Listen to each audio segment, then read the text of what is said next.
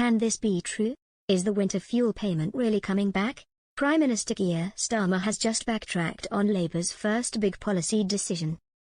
It really is a bombshell moment. The decision by Chancellor Rachel Reeves to axe the winter fuel payment for all but the poorest pensioners on the 29th of July was shattering.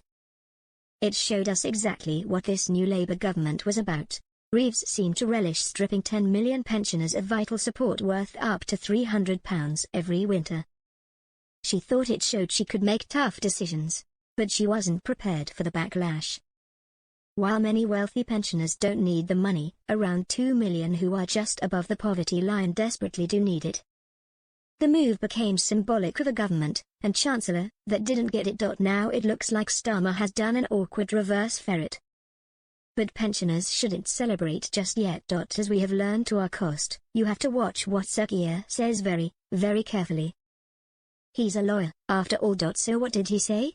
Asked by a Labour MP in the House of Commons during today's PMQs what measures he will take to help struggling pensioners, Sir Keir replied, "As the economy improves, we want to make sure people feel those improvements in their lives going forward."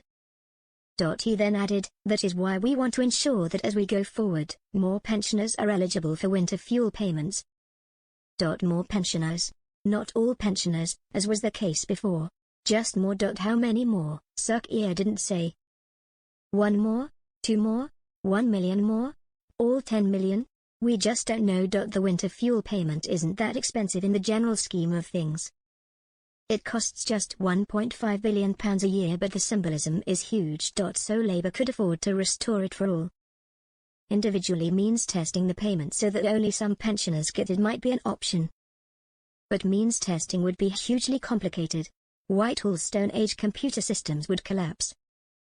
So maybe every pensioner will get it. Having raised their hopes, they'll be furious if they don't. The next question is when? Back to Sir Keir. He went on to say, "As you would expect, Mr. Speaker, we will only make decisions we can afford. That is why we will look at that as part of a fiscal event." Most people will assume that means Reeves's autumn budget, which is the only big fiscal event I'm expecting this year.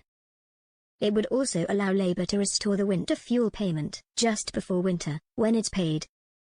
And since the autumn budget is likely to include a heap of bad news, this could at least give Reeves one positive thing to say. Even if it's in the shape of an embarrassing U-turn. Until then, we'll be on tenterhooks. Unless Sir Keir is a total liar, it really does look like the winter fuel payment is back. But most pensioners won't believe it until it hits their bank account.